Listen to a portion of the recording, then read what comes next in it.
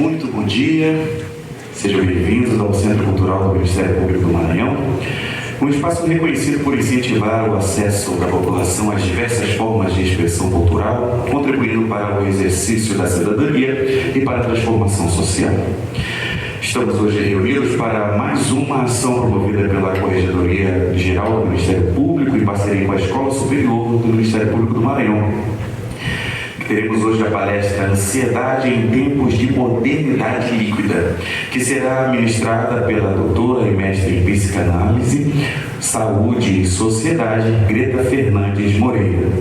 O conceito de modernidade líquida foi desenvolvido pelo sociólogo polonês Zygmunt Bauman e diz respeito a uma nova época em que as relações sociais, econômicas e de produção são frágeis, fugazes e maleáveis, como um líquido.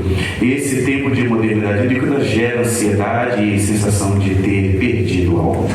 Para a abertura deste evento, ouviremos o senhor Subprocurador-Geral de Justiça para Assuntos Jurídicos, Dr. Danilo José Castro Ferreira, e nesse ato representa o Procurador-Geral de Justiça, Dr. Eduardo Nicolau.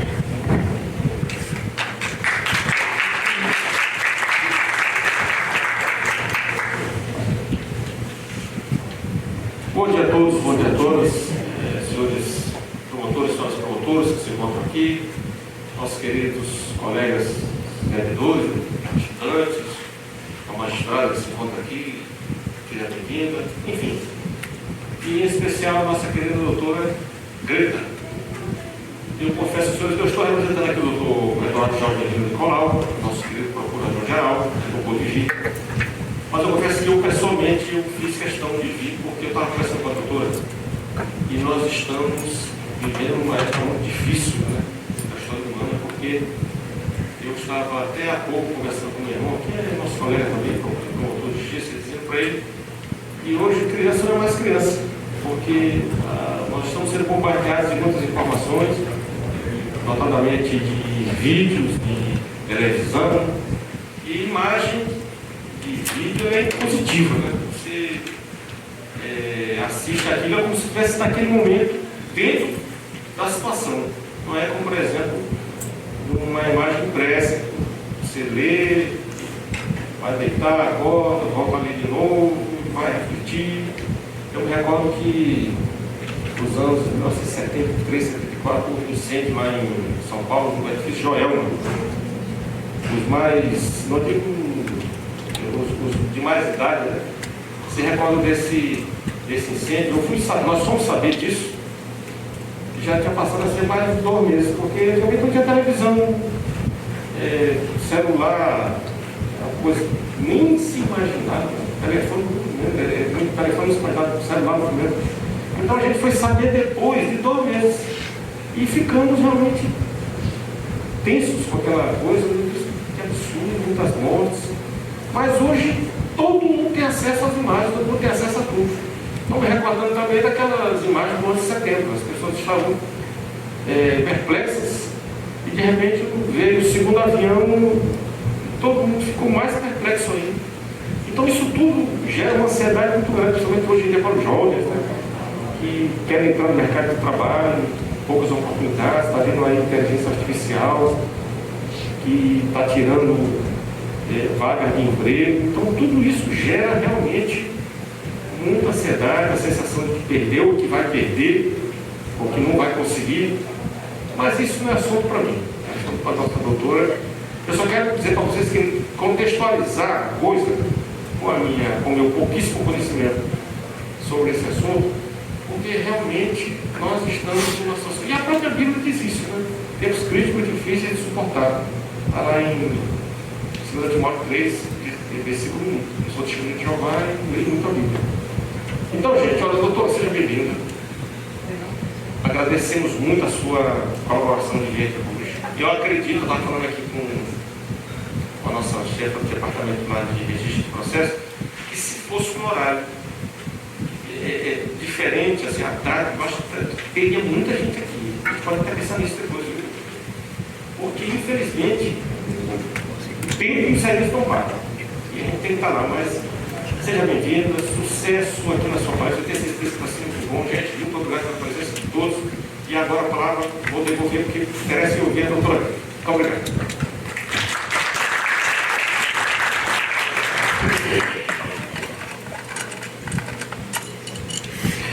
Ouviremos nesse momento a senhora diretora da Escola Superior em Exercício, doutora Eligiane Alves Carla.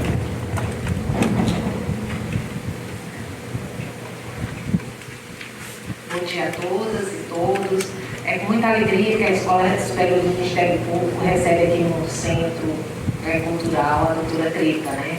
Agradecer a presença do doutor Danilo Carlos, o procurador para assuntos jurídicos, que muito nos honra com a sua presença aqui, com a sua curiosidade sobre a palestra. O doutor Aquino, representando aqui a Corregedoria, e dizer que essa parceria assim, da Escola Superior do Ministério Público com a Corregedoria, já ao longo dos meses temos feito várias palestras sobre saúde mental, todas elas assim, de muito sucesso, de muito aprendizado. Todas as nossas palestrantes que vieram aqui sempre tiveram algo a acrescentar. Essa preocupação da Corregedoria com a saúde mental é bastante louvável, como disse o doutor Danilo, vivemos em tempos difíceis, de muita ansiedade. Estava até comentando com a doutora Greta que parece que a ansiedade é o mal do século, né? Temos muitos problemas, todos nós que temos uma vida corrida, assoberbada, com muita responsabilidade, isso acaba nos gerando muita ansiedade. Então, esse tema que ela trouxe hoje, palestra Ansiedade em Tempos de Modernidade Líquida, tenho certeza que muito tem a acrescentar a todos nós. Quero avisar a todos que essa palestra está sendo gravada. Para todos aqueles que não puderam comparecer nesse momento, tenham a oportunidade de assistir no momento que a sua agenda permitir. No caso, vai ficar disponível na plataforma da Escola Superior do Ministério Público, no YouTube. Agradecer a presença da doutora Sandra, doutora Eugênia e todos os demais que tiraram um pouco do seu dia para vir aqui prestigiar a nossa palestrante, que sei que irá nos acrescentar muito hoje, trazer para a gente esclarecimentos sobre quando procurar ajuda nesse momento. Muitas vezes a gente enfrenta uma ansiedade e não sabe onde procurar ajuda. Então eu tenho certeza que vai muito esclarecer para a gente muitos pontos de dúvida, como disse o doutor Danilo. Muito obrigada a todos e tenham uma manhã excelente. Bom dia.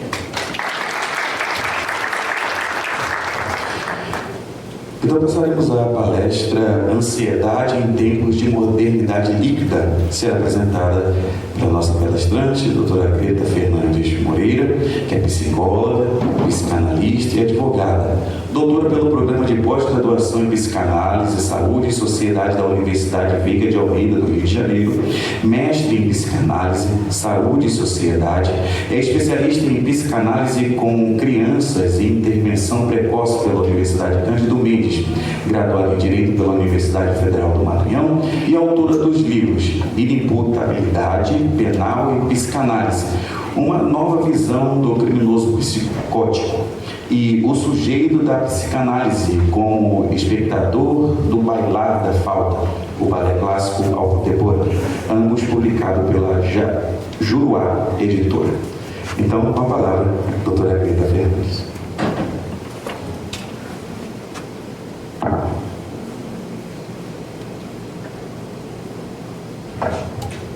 Bom dia a todos. Queria agradecer inicialmente a presença, de todos que conseguiram tirar um pouquinho do tempo por essa manhã para prestigiar e saber um pouquinho mais sobre esses temas que são tão relevantes hoje em dia, que eu acho que todo mundo aqui ouve muito falar com seus amigos, mesmo nos desabafos, assim, eu estou me sentindo muito ansioso, esses eventos, não sei, eu aprovo amanhã, ou então aconteceu alguma coisa, estou me sentindo muito ansiosa. Então realmente parece ser uma palavra que está na boca de todos, E hoje a gente vai entender um pouquinho mais sobre o que é essa ansiedade, a diferença entre ansiedade, transtorno de ansiedade, como esse mundo caótico que a gente tem vivido hoje em dia, que o Bauman, por exemplo, chama de modernidade líquida, o que isso influencia também nesse sentimento de ansiedade que vem afligindo a nossa sociedade.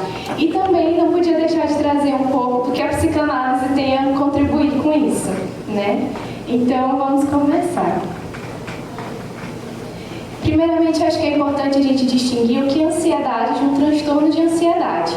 Porque a ansiedade é algo até, digamos que normal. Todos nós sentimos uma ansiedade, né? Porque ela é uma resposta do nosso organismo a uma situação de estresse. Agora, quando essa ansiedade passa desse normal, embora seja uma palavra difícil também de definir o que é o normal e a fronteira entre o normal e anormal, né? Entre o normal e o patológico, mas quando essa ansiedade começa a causar diversos transtornos, digamos assim, diversos problemas, diversos sofrimento mesmo psíquico, a gente passa a pensar também num transtorno de ansiedade, que aí já é algo que vai ser diagnosticado por um psiquiatra, por exemplo, né? E aí eu trouxe o que o DSM-5, esse manual diagnóstico, né, que é o que orienta a prática dos psiquiatras, por exemplo, para definir o que é um transtorno mental, o que o DSM-5 tem a dizer sobre esses transtornos de ansiedade. Então, segundo o DSM-5, os transtornos relacionados à ansiedade, eles podem se apresentar de diversas formas, dentre elas, os ataques de pânico, que podem também ser encontrados em outros transtornos mentais, né? O transtorno de ansiedade de separação, ansiedade social, ansiedade por indução de substâncias. E é interessante a gente pensar em toda essa variedade de transtornos de ansiedade, né? E que isso começa já muito cedo. Muitos desses transtornos, eles começam a ser observados já logo na primeira infância. E se esses transtornos não forem diagnosticados ou tratados, é muito provável que eles permaneçam ao longo da vida, na adolescência, na fase adulta. Aqui eu trouxe um pouquinho para a gente pensar um pouco mais sobre esses transtornos, né? O transtorno de ansiedade generalizada, por exemplo. A principal característica dele é essa preocupação excessiva, generalizada, aparentemente sem motivos óbvios. Às vezes o paciente chega no consultório, por exemplo, ai doutor, eu estou me sentindo muito ansiosa. Aí a gente tenta entender o que está acontecendo, o que você vem sentindo, por quê? Tem alguma coisa que aconteceu antes? E muitas vezes o paciente ele não consegue apontar por que ele está sentindo, por que ele está sofrendo com aquilo, né? E muitas vezes ele fala, eu não sei o que está acontecendo, eu não sei o que está me levando a isso. E é interessante a gente pensar isso, porque realmente nesse transtorno de ansiedade generalizada, aparentemente não tem, o paciente, a pessoa não consegue apontar exatamente um gatilho, digamos assim, né? E é diferente do que, às vezes, por exemplo, no caso de uma ansiedade, digamos que normal. Eu vim dar uma palestra aqui na escola do Ministério Público e eu fico ansiosa, fico nervosa, não consigo dormir à noite. Então essa é uma ansiedade, digamos que normal, porque quando eu sair daqui vai ter passado, já vou estar mais apaziguada, vai estar tudo bem. Mas no transtorno de ansiedade generalizada a gente não observa isso. Como não tem um motivo, uma causa aparente que antecede aquele evento, digamos assim, aquele sentimento, a pessoa não consegue chegar nesse ponto de se apaziguar. Ela continua sempre com aquele sentimento. Algo ruim vai acontecer, algo está para acontecer, né? Então, é como se o paciente ficasse realmente sempre antecipando que algo ruim vai acontecer, permanecendo nesse estado de constante alerta e preocupação. E o TAG, né, transtorno de ansiedade generalizada, se diferencia, como eu vinha dizendo para vocês, desse simples sentimento de ansiedade momentânea por ser constante e não ter causas óbvias. Tá? Então, o paciente ele sente essa sensação de preocupação constante e se manifesta de diferentes maneiras físicas e mentais. E um desses exemplos de sintomas físicos são as dores de cabeça, taquicardia, sudorese, tensão muscular. Então, muitas vezes o paciente chega no consultório dizendo, doutor, eu estou tendo uma crise de ansiedade, né? E aí aponta justamente esses sintomas. Estou tendo sudorese, estou tendo taquicardia, né? Outro tipo de transtorno relacionado com ansiedade que está previsto no DSM-5 é o transtorno de pânico. E a principal característica dele é esse medo intenso, uma sensação de medo intenso, um medo repentino, tá? E geralmente também é seguido por sintomas físicos. E é interessante a gente pensar isso aqui, porque a ansiedade tem as causas mentais, né? Mas está diretamente relacionado com os sintomas físicos, algo que a gente consegue perceber no corpo. É tem a mente que está ali relacionada, diretamente ligada com o corpo, né? E aí, na psicanálise, a gente pensa muito nisso, principalmente o Lacan, ele vem trazendo muito isso, que não tem como separar esse dentro e fora, não tem como a gente separar o ambiente do nosso psiquismo, por exemplo, né? Então, está tudo ali muito relacionado. Corpo e mente está ali sempre interligado, e é importante a gente ter sempre isso claro. E aí, no transtorno de pânico, esses episódios eles podem acontecer a partir de qualquer momento e duram em média 30 minutos. Esses dados muito objetivos geralmente são trazidos realmente pelo DSM-5, né, com essa tentativa assim, de objetivar e catalogar, rotular de forma bem objetiva essas características de cada transtorno, né? Que na psicanálise a gente já não trabalha exatamente com isso, mas eu acredito que, como a gente está tentando definir quais seriam esses transtornos relacionados à ansiedade, né? Eu acredito que isso seja bem interessante. Então, os sintomas físicos do transtorno de pânico também estão ali muito relacionados ao que a gente vinha falando no transtorno de ansiedade generalizada. Aceleração de batimentos cardíacos, aceleração da respiração, um suor frio, falta de ar, tontura, tremores, entre outros sintomas. E aí, é interessante a gente pensar também que esse episódio ele acaba se agravando quando o paciente passa a temer a ocorrência de novos ataques ou a persistência do atual. Então, a ansiedade só vai aumentando. Já tive um ataque de pânico, será se vai acontecer outro? Quando é que vai acontecer outro? Né? E essa ansiedade já acaba levando a um próximo ataque de pânico também. E aí, o transtorno de pânico, ele se manifesta a partir de situações em que há um estresse assim, recorrente, né? Em escala crescente. E podem ser as mais diversas situações familiares, situações de trabalho, ou até mesmo experiências que foram bem traumáticas, que de certa forma se reatualizam na vida daquele sujeito.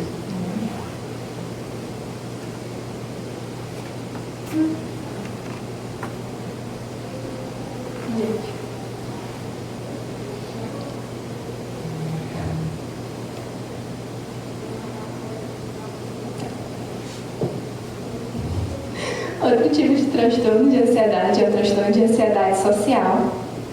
E a principal característica é uma intensa dificuldade de interagir com pessoas. E ele pode se referir desde uma conversa com o grupo, a apresentação de trabalho, de turma. Esse transtorno de ansiedade social está muito ligado ao ambiente. Tá? Então, é comum a gente pensar em crianças, pessoas mais tímidas também, que têm dificuldade já na primeira infância de apresentar um trabalho na escola, ou então de se ver numa situação de muita sociabilização, que tem que interagir com muitas pessoas. E aí, essa ansiedade social já se manifesta, né? Então, o gatilho para o surgimento desses sintomas típicos da ansiedade costumam transitar na área da socialização. E dessa forma, a fobia social ela contribui para que o paciente busque se isolar cada vez mais, já que aquela situação ali social é tão aversiva, ele busca se isolar cada vez mais. E aí a gente vê esse efeito muito ligado também a esse aumento do uso das redes sociais, por exemplo, da tecnologia, das telas. E as crianças e adolescentes hoje em dia, na adolescência principalmente a gente consegue perceber muito isso, eles estão ali completamente se isolando do mundo. Então eles permanecem trancados em seus quartos, evitam qualquer situação social, às vezes mesmo dentro de casa, com seus familiares, né? Realmente é uma coisa que eles se trancam no quarto, né? No sentido literal. E evitam qualquer evento social também. A rede social, o WhatsApp é suficiente para que eles consigam se comunicar de alguma forma. Então a comunicação passa a ser basicamente virtual. Quando eles se veem numa situação de que você precisa se encontrar cara a cara com a pessoa, precisa socializar, precisa envolver com aquela pessoa de alguma forma, eles não conseguem. Existe essa ansiedade social, né? Então, a gente, como é algo ainda muito novo também, para saber, para tentar entender quais vão ser os efeitos desse uso excessivo de redes sociais, desse uso de telas na nossa sociedade, é algo também que a gente ainda não tem muitas respostas em relação a isso.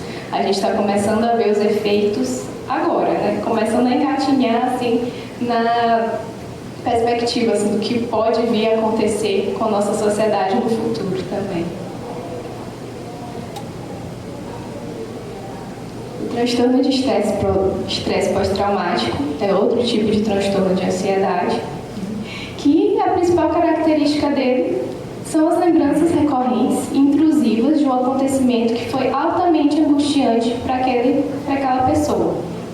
Não é algo novo, não é algo recente, tanto que o Freud, nas teorizações dele, foi algo muito importante nas observações dele, os soldados que voltavam, por exemplo, da Primeira Guerra Mundial, né? E aí ele observava que aqueles soldados eles tinham sonhos recorrentes com situações da guerra. E isso serviu, inclusive, para ele mudar, em parte, a teorização dele sobre os sonhos, que ele dizia, teorizava inicialmente que todo sonho seria a realização de um desejo. E aí ele começou a perceber com esses soldados que voltavam da guerra, que tinham esses sonhos traumáticos recorrentes, né? Que não, alguma coisa estava errada, tem algo para além desse prazer, né? E aí, realmente não é algo novo, essa questão do transtorno de estresse pós-traumático, mas é importante a gente pensar que está realmente, como o Freud analisava, né, essas pessoas que retornavam da guerra, e está justamente ligado a isso, a lembranças recorrentes de eventos que foram muito traumáticos para aquela pessoa. E o que diferencia de um quadro de choque ou de uma tristeza convencional é a prevalência dos seus sintomas, que vão de dificuldades para dormir, uma hipervigilância, sempre realmente manifestando essa ansiedade, esse medo do que pode vir a acontecer, dessa situação de alguma forma retornar. E reviver esses eventos traumáticos de maneira quase constante acaba agravando o quadro do paciente, que tem dificuldades de se concentrar, conter pensamentos intrusivos, que já são sinais também que fazem parte aí de todos esses quadros de ansiedade. Né? Esses pensamentos intrusivos estão ali ligados a qualquer quadro de ansiedade também. O transtorno da ansiedade de separação, que é outro que a gente observa muito também logo na primeira infância, quando as crianças começam a sair mais de casa, começam a ir para a escola, começa essa separação dos pais, né? Então a gente observa também na infância esse transtorno de ansiedade de separação. E a principal característica é que o paciente ele passa por sensações de angústia, sensações de desespero, ao se separar de um ambiente que considera familiar, né? Considera agradável, confortável. E o transtorno de ansiedade de separação, como eu vinha falando para vocês, ele é bastante comum entre as crianças, especialmente nessa idade que começa a deixar a casa, esse ambiente confortável, ambiente familiar, começa a ir para a escola, começa a socializar com outras pessoas. E geralmente essas situações são marcadas por muito choro, por pedidos de que não abandone. Né? Isso é algo que a gente vê muito na clínica infantil, que o pai chega lá muitas vezes com um dos sinais, né, que ele vem trazendo, que quer tratamento para o filho, é que a criança, por exemplo, não consegue ficar sozinha na escola, não consegue entrar na escola, é sempre com muito sofrimento, com muito choro. Então a gente já pode pensar nesses sinais assim, que levam, por exemplo, a pensar, né, a diagnosticar um transtorno de ansiedade de separação. E aí também esse transtorno de ansiedade ele pode ser desencadeado a partir de um episódio traumático para a criança. E como também na ansiedade generalizada, no transtorno de ansiedade generalizada que a gente vinha falando, muitas vezes a criança ela não consegue apontar qual foi esse evento traumático, né? Então, e é interessante a gente pensar também que isso pode ressoar, até mesmo se não for tratado na infância, pode ressoar na vida adulta. Tem um caso de uma paciente, por exemplo, que depois de vários momentos, vários dias, vários encontros de sessões, ela trouxe, né, que já existia esse transtorno de ansiedade de separação desde a infância dela, realmente. Né? Ela já está nos seus 30 anos. E que, com isso, ela conseguiu reviver várias sensações, vários momentos, já medo do abandono, que não era um abandono propriamente dito, né? Mas a criança ela tem essa sensação de que ela está sendo ali abandonada pelos pais. Tá? Essa ansiedade que ela sentia quando os pais saíam, meus pais vão voltar para casa, né? E que é interessante pensar como esse inconsciente ele se reatualiza, né? O inconsciente realmente ele não tem um tempo lógico como a racionalidade, como o nosso racional, como a nossa consciência. E essas questões infantis, de certa forma, elas continuam ali guardadas na gente também. Por mais que a gente não tenha conhecimento no nosso dia a dia, a gente não queira saber sobre elas, mas ainda assim, de vez em quando, um sintoma ou outro que a gente sente nos dias atuais pode relembrar, né, pode estar ali diretamente ligado a uma questão que aconteceu na nossa infância.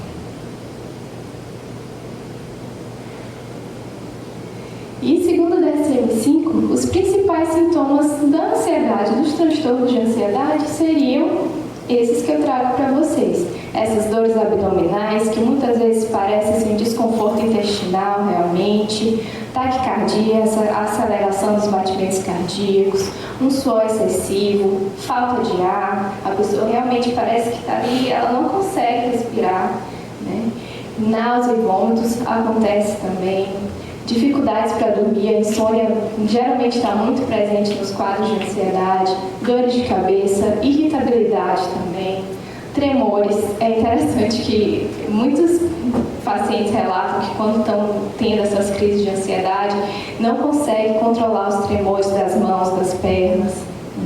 É a tensão muscular que decorre de todo esse estresse também, essa tentativa, quase uma preparação para a fuga daquela situação, a sensação de fraqueza, a sensação de cansaço, porque realmente a ansiedade é algo que consome a pessoa, né? Essa tentativa de estar sempre pronto ali para que algo muito catastrófico, algo muito ruim aconteça, a gente pode imaginar o quanto que também não deixa de ser estressante e cansativo.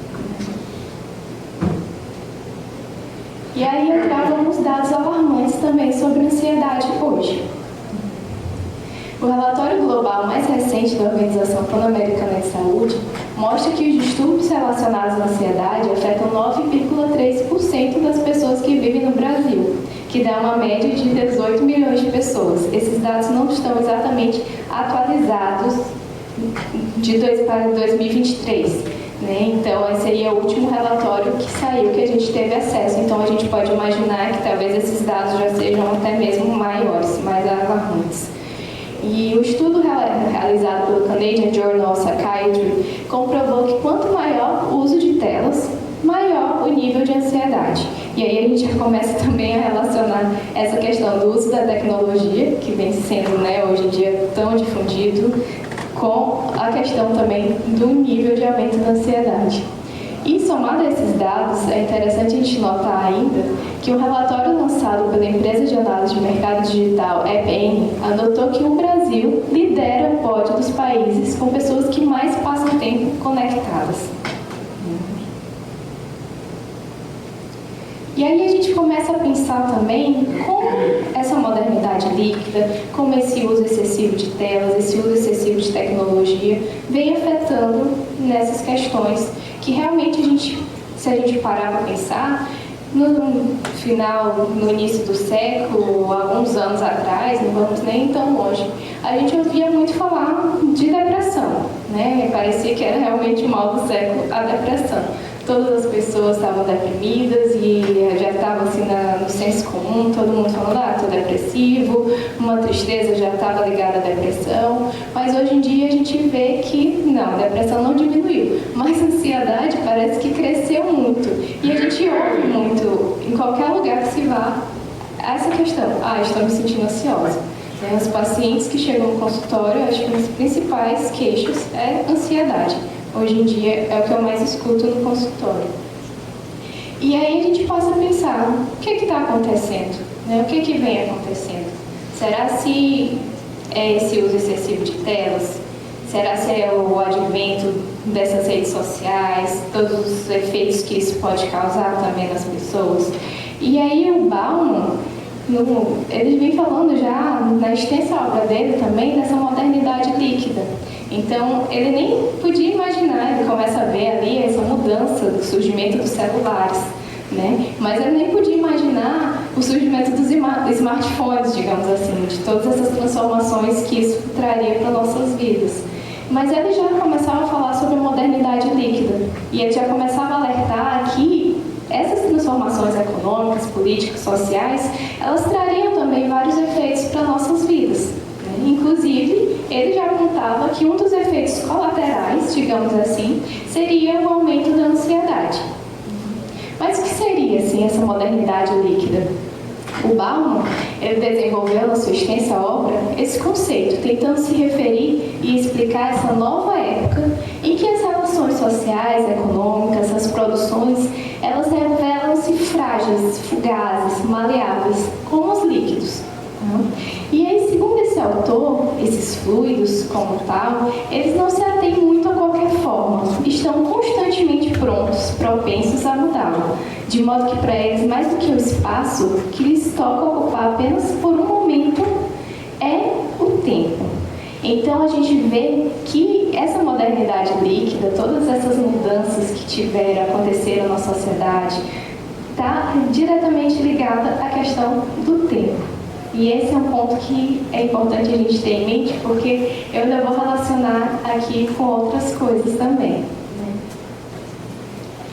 O derretimento dos sólidos, assim, segundo Bauman, levou a uma progressiva libertação da economia de seus tradicionais embaraços políticos, tornou tudo mais simples, digamos assim, dos embaraços políticos, éticos, culturais, e sedimentou realmente ali uma nova ordem no começo do século. Tá? E aí definida principalmente em termos econômicos. Parece que a economia precisava estar mais livre e todas essas mudanças propiciaram isso. E como consequência dessa liquidez, os padrões, os códigos, as regras a que a gente conseguia se confrontar, se conformar, que podíamos selecionar como sendo pontos estáveis de orientação, pelos quais podíamos nos deixar depois guiar de certa forma, eles também estão cada vez mais em falta.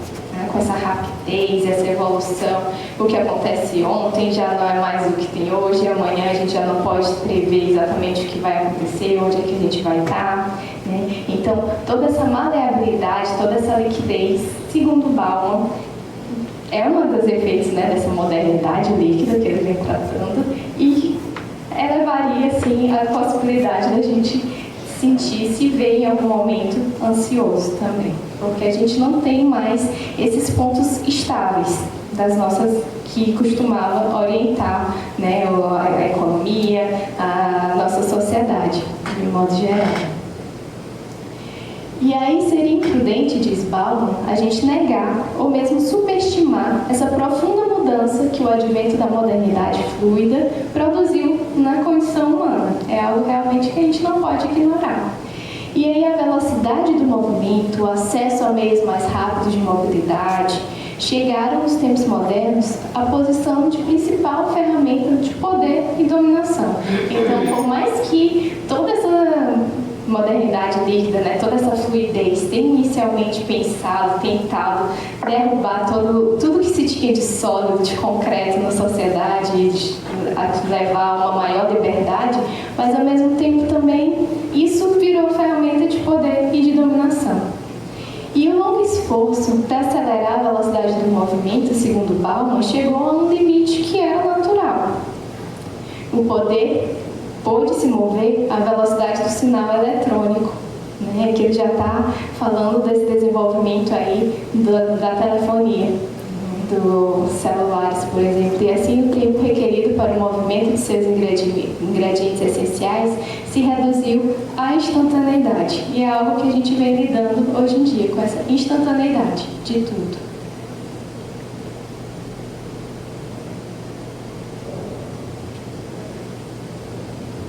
E o exemplo utilizado pelo filósofo lá nos idos de 1999 foi o advento do telefone celular, que para ele serviria bem como um golpe de misericórdia, simbólico da dependência em relação ao espaço. né? Então, como a gente vem vendo, o espaço está ali em constante queda na modernidade líquida. O que importa realmente é o tempo. O próprio acesso a um ponto telefônico, Bauman nota, não era mais necessário para que uma ordem fosse dada e cumprida. Então, essa mobilidade estava ali já ganhando toda a força. Então, não importava mais onde estava quem dava a ordem, a diferença entre próximo e distante, ou entre espaço selvagem, civilizado e ordenado, estava já tudo isso a ponto de desaparecer. E aí o Bauman, ele já alertava que a desintegração dessa rede social, ela era recebida muitas vezes com grande ansiedade. E ele, inclusive, lamentava isso como um efeito colateral, né, que não seria inicialmente previsto por essa nova leveza e fluidez do poder. E aí, nas palavras dele, estar inacabado, incompleto, subdeterminado, é um estado cheio de riscos e ansiedade. Mas, ao contrário, também não traz um prazer pleno, pois fecha antecipadamente o que a liberdade precisa manter aberto.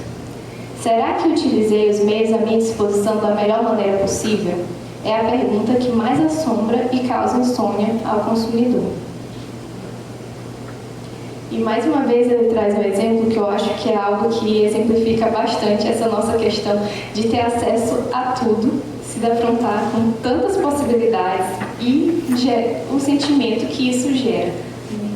O mundo cheio de possibilidades, o Bauman diz, é como uma mesa de buffet com tantos pratos deliciosos que nem o mais dedicado comensal poderia esperar provar de todos. Os comensais são consumidores, e a mais custosa e irritante das tarefas que se pode pôr diante de um consumidor é a necessidade de estabelecer prioridades. A necessidade de dispensar algumas opções inexploradas e abandoná-las.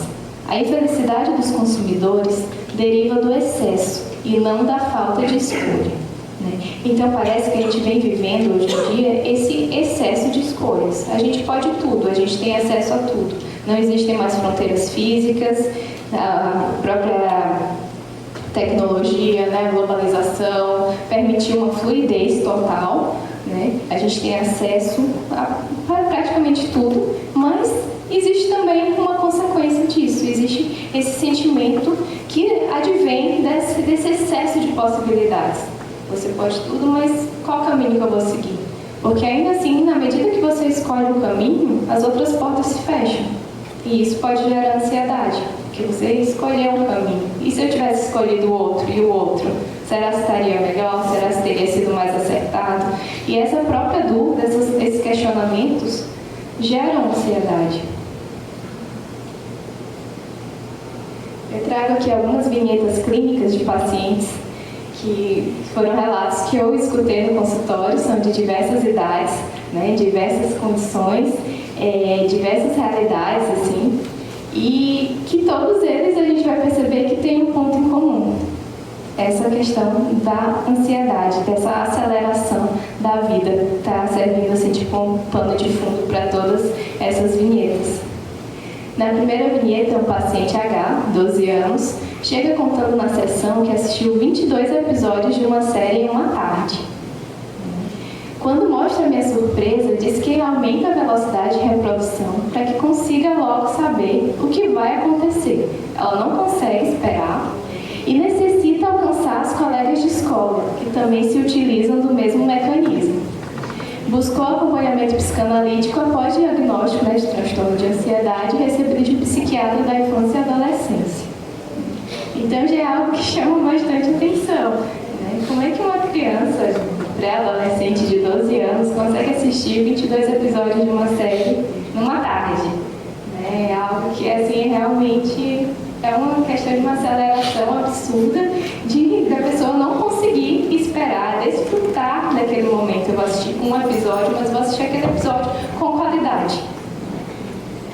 E aí ela acelerava a reprodução justamente porque tinha que estar ali, né, junto com os colegas de classe, tinha que discutir, não podia pegar spoilers e tudo mais.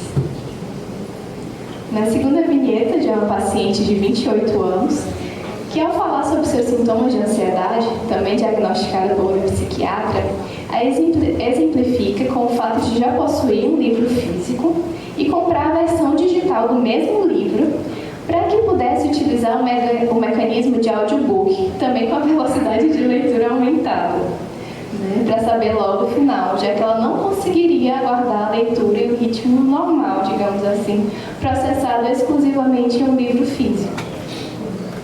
Então, mais uma vez, a questão do tempo, a questão da necessidade de acelerar aquele momento.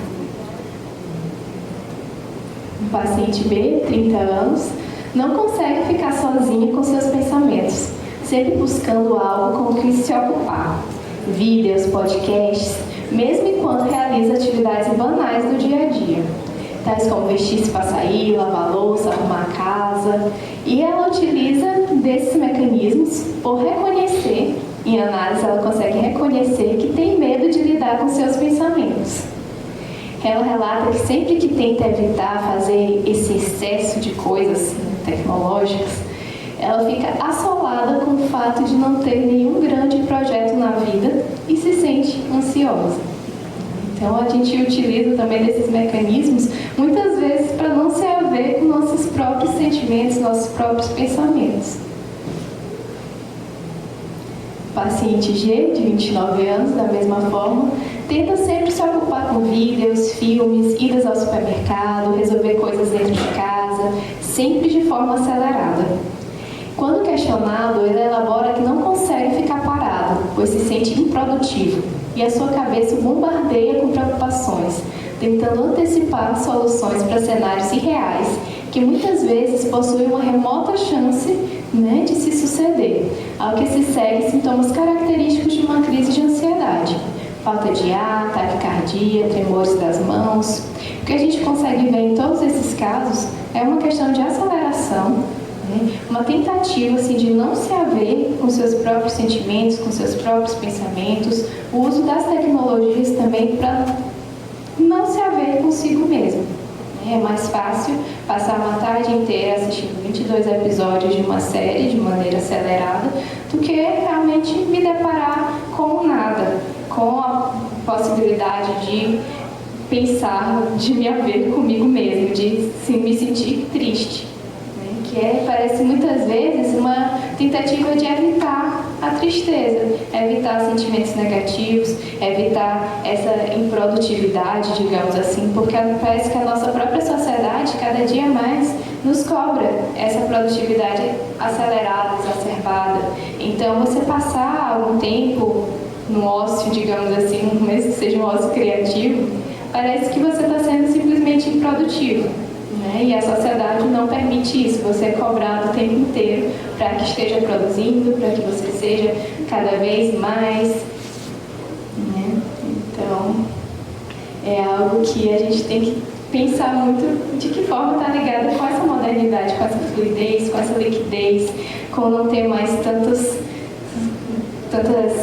digamos que, perspectivas, assim, algo mais sólido que a gente possa se conformar, mesmo se confrontar, digamos assim, algo que a gente possa nos haver também, né? Então, é algo que vem realmente, algo que nos faz pensar, algo que nos faz refletir. E entrar um pouco aqui também o que a psicanálise tem a dizer sobre isso. Não vou me aprofundar de forma alguma nas teorizações psicanalíticas, porque acho que aqui não é um lugar também, um ambiente para isso.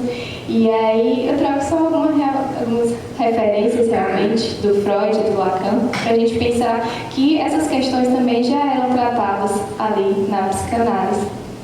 E o Freud, na sua obra do Mal-Estar na Cultura, já é algo que ele já vem fazendo no finalzinho da sua obra, né, em 1930, o Freud ele já fala que o mal-estar, esse desconforto sentido pelo sujeito, ele aparece em decorrência dos sacrifícios pulsionais que são exigidos pela vida social, entrando aí em cena a pulsão de morte, que é algo que já é bem explicado pela psicanálise, vem sendo desenvolvido pela psicanálise, a questão dessa pulsão de morte, uma autoagressividade, né, que uma tendência do sujeito a retornar ao inanimado, a essa destrutividade que o Freud vem dizendo que é quase inerente, que seria inerente ao sujeito. Aqui em 1930 ele já fala muito nessa agressividade, nessa destrutividade inerente ao sujeito. E aí ele percebe que quanto mais uma sociedade ela se consolida, quanto menos uma comunidade tem necessidade de se afirmar contra obstáculos exteriores, mais a agressividade que articulava contra aqueles obstáculos se volta contra esse próprio indivíduo. Então, a gente vê aqui mais uma vez essa relação entre a sociedade, entre o ambiente e o indivíduo, o nosso psiquismo. O individual, o coletivo, está tudo ali intimamente interligado. O Lacan também, ele teoriza a questão da angústia, que muitas vezes é traduzido como ansiedade. E o Lacan, ele traz uma outra perspectiva, porque ele fala da ansiedade, da angústia, não pela perda do objeto, mas sim pelo seu excesso, que é muito do que a gente vem vendo aqui também ao longo da exposição. Segundo o psicanalista, quando essa demanda de amor é prontamente respondida com uma presença saturadora de objetos, surge a angústia como isso não falta. E ele traz como exemplo uma criança cuja mãe está o tempo todo nas costas dela, especialmente a de limpar a bunda, modelo da demanda que não pode falhar. E o que angustia, o que causaria essa ansiedade, era justamente essa presença ininterrupta dessa mãe, que nunca soube fazer da criança outra coisa senão um prolongamento dela mesma. Então, o que a gente vê aqui com as teorizações do Lacan também é que não é exatamente a falta, não é o nada, não é o fazer nada que causaria uma ansiedade, algo que a gente teme tanto, né? Esse nada, esse fazer nada.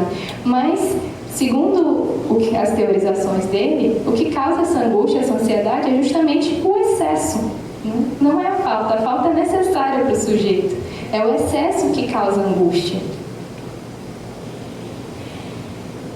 E na nossa sociedade contemporânea, como a gente vem vendo, somos justamente treinados, desde a infância, a viver com essa pressa. Você precisa produzir, as crianças hoje em dia, elas têm uma agenda às vezes mais cheia do que os próprios adultos, né? Inúmeras atividades que muitas vezes não sobra nem tempo livre para ser criança.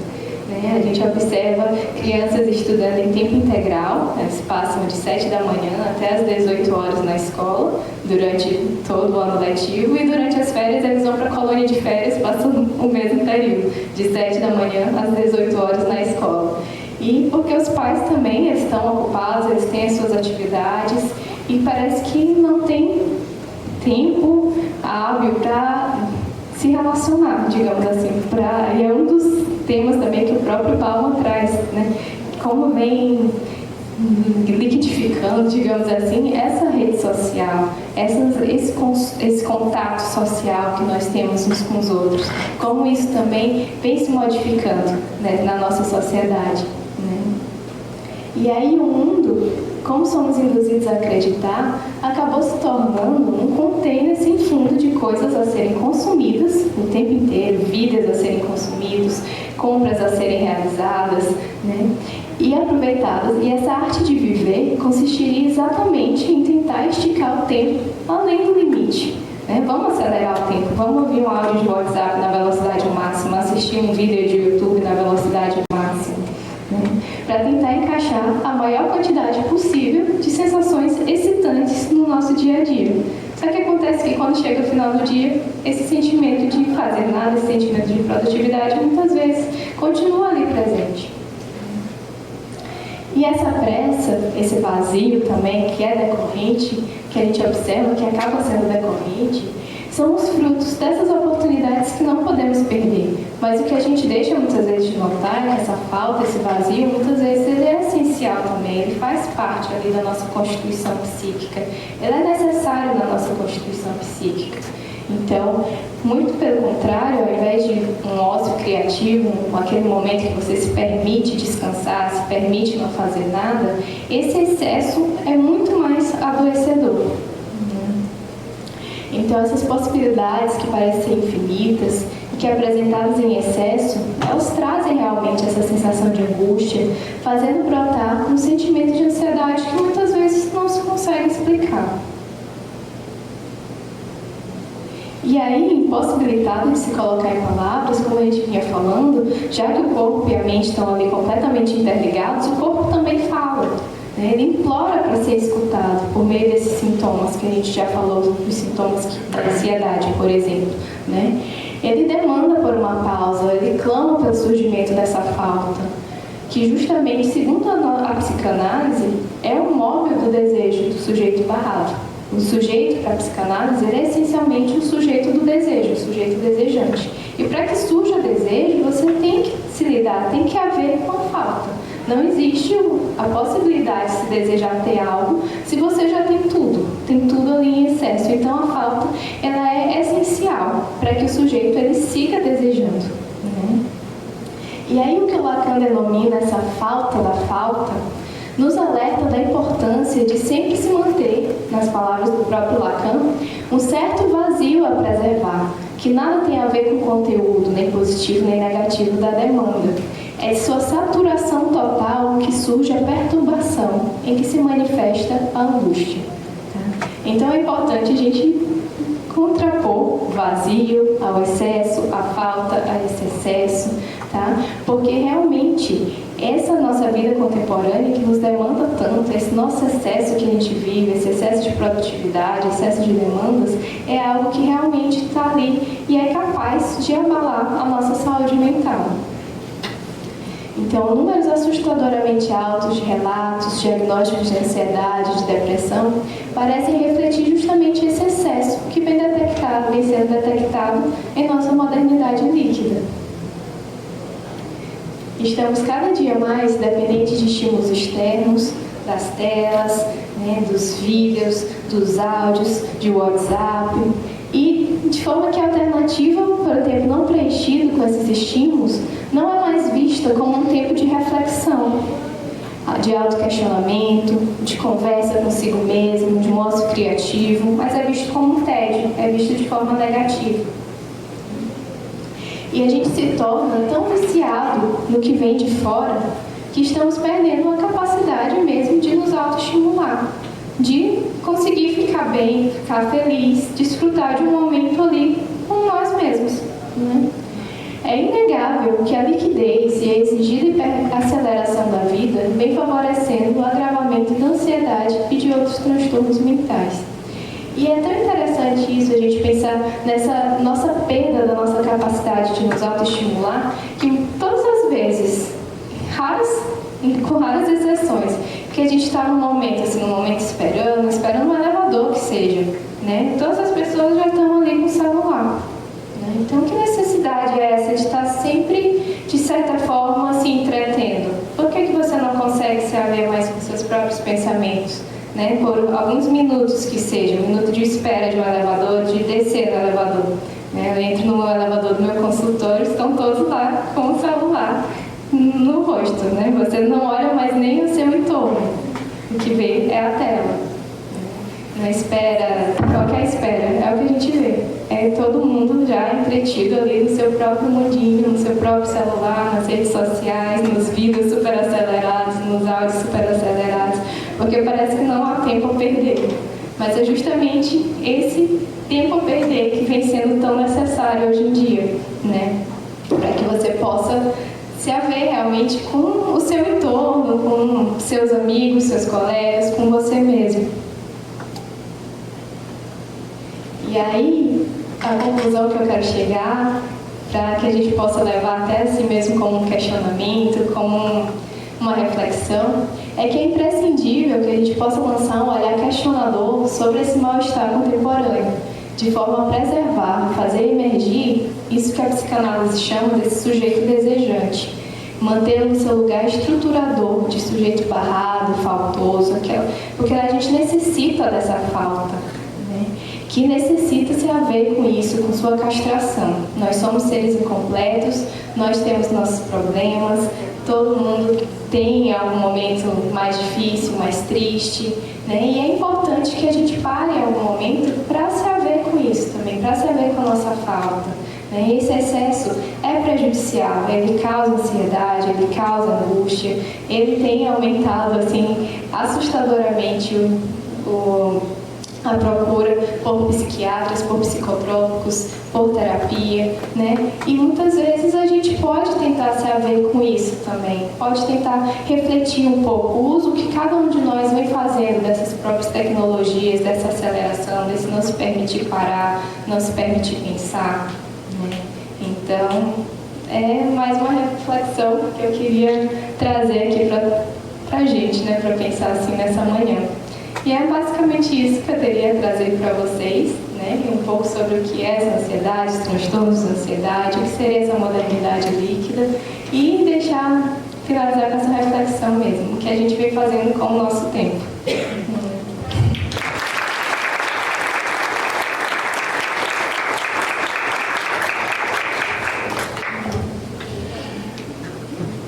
Obrigado, Rita. Então, para o prosseguimento, queremos ouvir aqui a doutora Ligiane. Bom, eu sei que aprendemos muito hoje, ela deixou um ponto para a gente refletir. Mas eu acho que antes de encerrar, seria importante saber se temos perguntas, né? Algum comentário sobre a palestra da doutora Greta.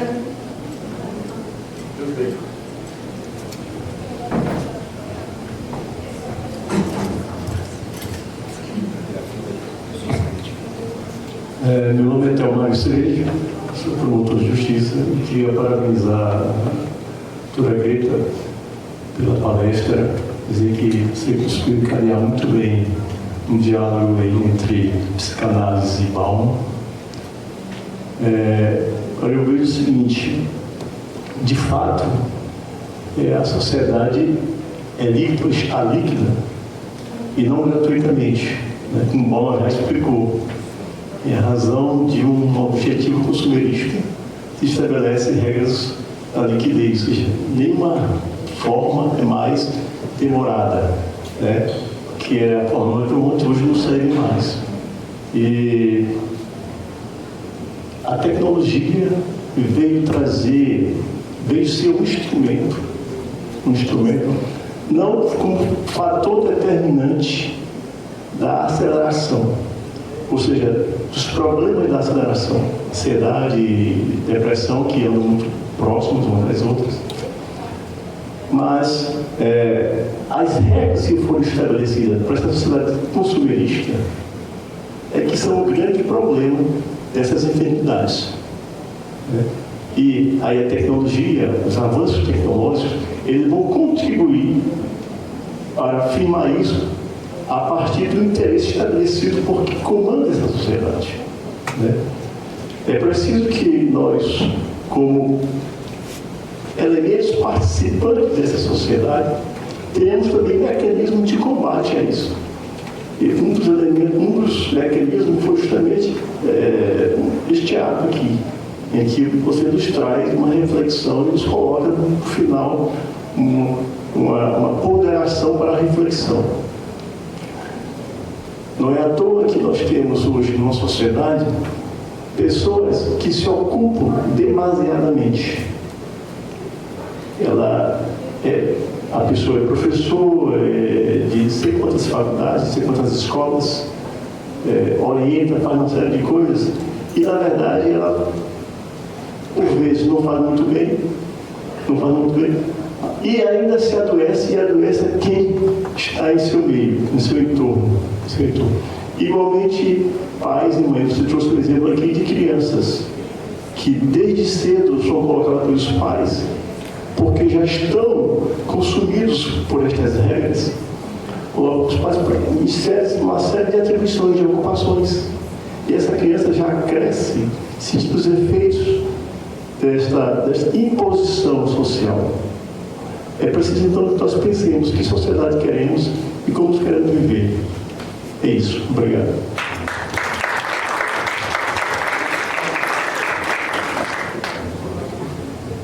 Eu acredito que foi mais uma contribuição do que realmente uma pergunta, né? Então, eu acredito que realmente suas palavras foram assim perfeitas para resumir, de certa forma, tudo que foi tratado aqui, né?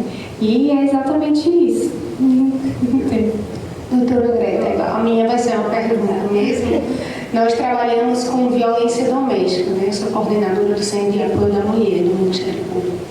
E aí nós vemos diversos tipos de situações de ansiedade, depressão e transtorno daquelas vítimas que passam por todo um ciclo de violência. E a minha pergunta seria, em tudo que você apresentou aí, qual daqueles transtornos que elas se encaixam e como nós, operadores do direito, devemos tratá-las, devemos recebê-las? Como é que a gente observa que ela está realmente passando ali por uma situação psíquica complicada e que devemos encaminhá-la para uma equipe multidisciplinar, um psicólogo? Qual seria a sua orientação nesse sentido? Eu, como psicanalista e psicóloga, a gente não tem exatamente como diagnosticar, né? Estaria muito mais na função da psiquiatria, dos psiquiatras. Mas, pelos dados, assim, a gente pode imaginar, por exemplo, um transtorno de estresse pós-traumático, né? Teve todo o trauma que ela passou e ali ela passa a reviver todo aquele momento, todos os momentos difíceis, né? Então, eu acho que esse momento aqui também, os profissionais do direito tomarem mais conhecimento, se aprofundarem um pouco mais também nessas questões da saúde mental, é de extrema importância. É algo, inclusive, eu aponto no meu mestrado, né? Eu, como advogada, inicialmente, o nosso desconhecimento nas questões de saúde mental. Então, num caso como esse, é extremamente importante a gente saber uns sinais, por exemplo, né, que aponta para uma ansiedade. Aí a gente, tomando conhecimento disso, fica mais fácil encaminhar. Olha, isso aqui, por exemplo, está muito dentro de um estresse pós-traumático, né? Então, vamos tentar ver como a gente pode lidar com isso. Encaminha para o psiquiatra para que seja realmente diagnosticado, para que seja medicado, se for o caso. A aliança entre a psiquiatria e a terapia, por exemplo, também traz muitos efeitos positivos, né? Então, a psicanálise muitas vezes tenta endemonizar a psiquiatria por diversos motivos, né? Mas é importante que a gente trabalhe em conjunto também, não a medicalização em excesso, o excesso de transtorno, desse diagnóstico de transtornos, né? É importante que a gente tenha um certo senso crítico em relação a isso também, é isso que a psicanálise tenta mostrar. Mas é importante que a gente consiga estabelecer esse diálogo também, esse trabalho em conjunto entre a psiquiatria e a psicanálise, entre outras terapias também, né, outras abordagens da psicologia. Então, isso traz muitos efeitos positivos para aquele paciente, para aquele sujeito que está ali se apresentando.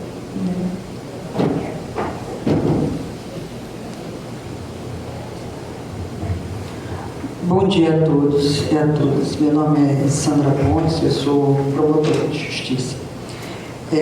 Eu costumo, nas reflexões que eu tenho feito com os diversos segmentos na minha comarca, dizer que nós, infelizmente, vivemos em meio a uma sociedade doente. Eu cheguei lá em outubro do ano passado e o primeiro caso bateu nas minhas mãos foi um pai que estuprou uma filha de 3 meses e depois matou. Então, quando eu peguei esse primeiro caso, eu imaginei que os processos criminais, por exemplo, eles não dão conta de melhorar a saúde das pessoas dentro de uma sociedade. E que o nosso grande desafio, como promotores de justiça, como agentes, dentre outros, né, de transformação dessa sociedade, e muito além dos processos judiciais e tentar trabalhar um pouco a saúde mental de uma sociedade comunista. E pasmem, a grande maioria das pessoas queria divulgar foto, queria ver de perto, queria...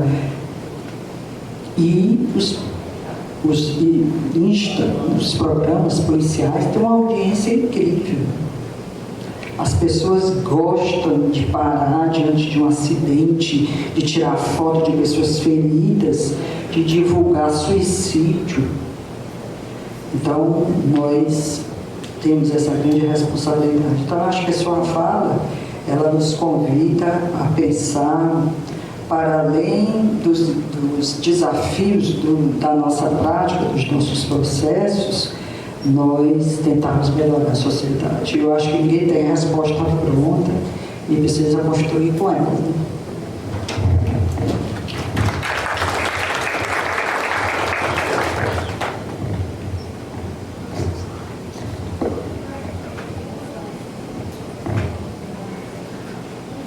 Oi, bom dia, eu me chamo Clara, sou advogada. Gostaria de parabenizá-la, foi uma ótima palestra e bem esclarecedora. Eu tenho algumas perguntas em relação aos transtornos. A primeira é se é possível eles coexistirem. Uma pessoa ter vários destes transtornos apresentados e também associados a outros transtornos mentais, tanto como diagnóstico, né? Se a doutora me entende, ou como sintoma. E, a meu ver, o que eu percebo é que esse excesso de ansiedade, desses transtornos mentais, ele está ligado muito forte ao nosso sistema econômico, né, capitalista, disso de estar sempre produzindo e consumindo, né? Neste caso é só uma confirmação. E acho que a doutora perguntou, a última seria qual o momento que a pessoa ela tem ela percebe, como que ela percebe que ela precisa de uma ajuda profissional. Obrigada. Então, muitas vezes esses transtornos eles coexistem justamente com outros também, né? A depressão, a bipolaridade, por exemplo, apresenta muitos sinais de ansiedade, transtornos de ansiedade. Então, muitas vezes o diagnóstico acontece de forma conjunta, tá? O TDAH também, muitas vezes está associado com o diagnóstico de transtornos de ansiedade. Então, sim, essa comorbidade que a gente chama acontece, né? E quando procurar ajuda? A gente percebe que muitas vezes as pessoas deixam para procurar ajuda psiquiátrica ou de análise, de terapia, quando aquele sofrimento já está ali insuportável, né? Então esse parece ser o ponto que é o divisor de águas entre o normal e anormal na nossa sociedade. Quando você deixa de ser produtivo, quando não consegue mais render o suficiente no trabalho, ou então não consegue mais se relacionar com seus amigos, com sua família. Então parece que já chega num ponto quase que extremo, né? Não consigo mais lidar sozinho, eu vou ter que procurar ajuda. Então isso é o que a gente observa, sofrimento extremo, agora é hora de procurar ajuda. Mas não precisaria necessariamente ser assim. A terapia, a análise, é algo que eu indico para todos nós, seja no sofrimento intenso, seja quando você está ali bem, está saudável, digamos assim, né? Porque esse autoconhecimento é fundamental para todos nós, né? Então, não seria necessariamente adequado, até mesmo, digamos assim, você esperar chegar nesse sofrimento intenso. Não estou mais conseguindo lidar com o meu dia a dia, né? Então, um quanto antes a gente conseguir procurar ajuda é o recomendado, digamos assim. Só mais uma, na verdade é um agradecimento, falar que você foi perfeito nas suas colocações.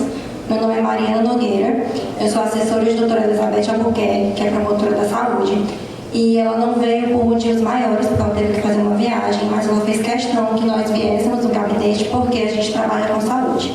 A gente tem que estar com a cabeça boa para trabalhar com pessoas que muitas vezes são esquizofrênicos, pessoas que têm transtornos de esquizofrenia paranoide, bipolaridade, transtorno obsessivo compulsivo. E não é só aquela pessoa, aquele usuário de saúde que tem problema.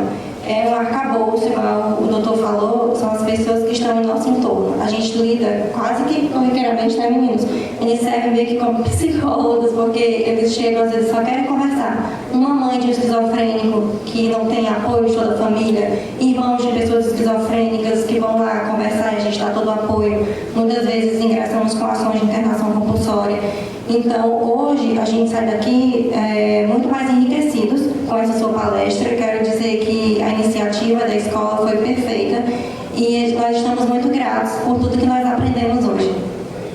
Eu que agradeço pelo convite, pela possibilidade de estar aqui expondo um pouco, é muito pouco, né, de todo esse arsenal que a gente tem que pensar também sobre a saúde mental. Ela é muito extensa, é algo assim, isso aqui é uma gota d'água no oceano, né, mas é um pontapé também para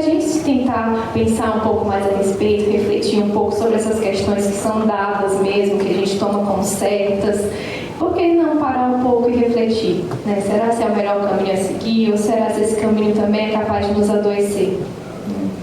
Então, só tenho realmente a agradecer por essa oportunidade.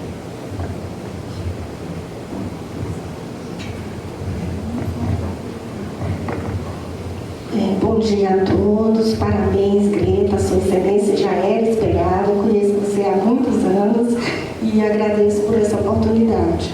E meu nome é Eugênia, eu sou psicóloga também da área da psicanálise. Eu gostaria de fazer uma pergunta, Greta, no sentido de que você falou, até agora, eu tinha falado antes, da necessidade dessa reflexão, que a gente não faz mais, em função do tempo. Outro dia, eu tenho na minha página do Instagram, eu coloquei sobre isso, a necessidade da pergunta. E alguém me mandou no privado, dizendo assim, eu já estou cansado de tanto me perguntar, já me dei pane. Eu queria a resposta. Então, eu queria te perguntar, e eu sei que a psicanálise não dá essa resposta, qual é o prejuízo da gente dar essa resposta?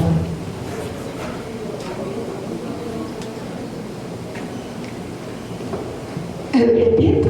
Então, isso a gente dá essa resposta. Qual é o prejuízo dessa resposta? A psicanálise, de fato, não dá respostas diretas, digamos assim, mas ela enseja a reflexões, leva você a refletir. Então, é muito comum realmente o paciente chegar, perguntar, eu estou aqui numa dúvida, não sei o que fazer, o que você faria?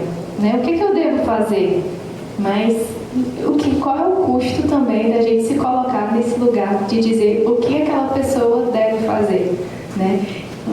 A gente acaba tirando o papel da pessoa de ser responsabilizada por suas próprias decisões, por suas próprias escolhas, e acho que esse é o maior peso do psicanalista, do terapeuta, dar uma resposta pronta ali para aquela pessoa.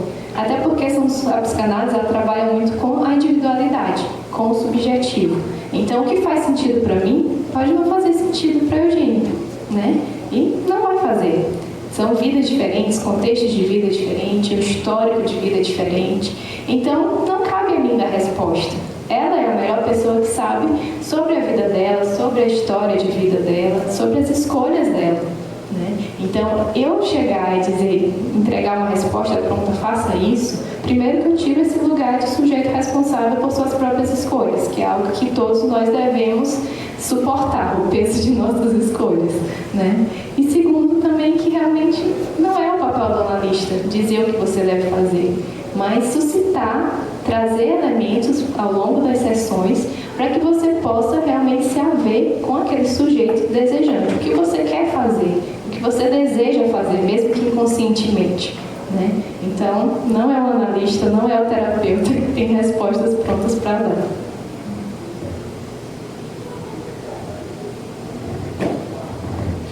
Mais uma vez, obrigado, Greta. Vamos fazer aqui a entrega do certificado. Como a doutora Greta, então, vou fazer para mim a entrega. Bom, gostaria de parabenizar e agradecer à doutora Greta por essa brilhante palestra que nos fez refletir, como disse a doutora Sandra Pontes, a doutora Eugênia, a doutora Delmar. Realmente o que nós precisamos é cada vez mais refletir sobre as nossas escolhas, sobre esse mundo acelerado que vivemos, né? Então, eu acho assim, parabenizar a Corregedoria mais uma vez por essa preocupação e essa temática de saúde mental aqui no Ministério Público, que nos faz refletir, com isso nos faz trabalhar melhor e o resultado também para a sociedade é melhor, né? Podemos trazer um melhor trabalho para o nosso público, que é a sociedade, quando nós nos tratamos também, nos refletimos e procuramos ajuda quando necessário, né? Então, muito obrigada por essa oportunidade de ouvir. Eu sei que todos aqui estão satisfeitos e, vamos dizer, relembrar que estará disponível para aqueles que não puderam assistir, que vai estar na nossa plataforma. Passar a palavra aqui para o doutor Danilo, se quiser. Eu só quero aqui parabenizar a doutora, agradecer mais uma vez, pegar o gancho da palavra da querida Sandra, nossa colega, que realmente nós precisamos aprofundar mais esse assunto, essa temática de angústia, ansiedade, até para a gente poder dar uma resposta melhor para a sociedade. Né? Eu imagino a angústia da doutora Sandra quando pegou um caso desse extremamente traumático você ver. Com certeza, com certeza. Então, os nossos colegas precisam ouvir essa palestra. Eu vou propor ao nosso procurador-geral que abraça essa ideia. Aliás, na Corregedoria Geral da Justiça, a gente já falava sobre isso. Era uma preocupação dele, do atual procurador-geral. E acho que é importante a gente reunir com os colegas, por regiões, né, polos, para a gente aprofundar mais isso. Inclusive com a participação dos juízes, dos funcionários, dos advogados, que é para a gente poder ser um agente de recepção e dar uma resposta o quanto mais adequada para cada caso, né, sobre a sua orientação. Muito obrigado, parabéns, todos nós aprendemos, estamos muito felizes. Olha, entregamos aqui o certificado para a doutora Greta Fernandes Moreira, que ministrou a palestra Ansiedade em Tempos de Modernidade Líquida, no dia de hoje. Doutora, muito obrigado. Com certeza será mais uma vez, muitas vezes, chamada aqui.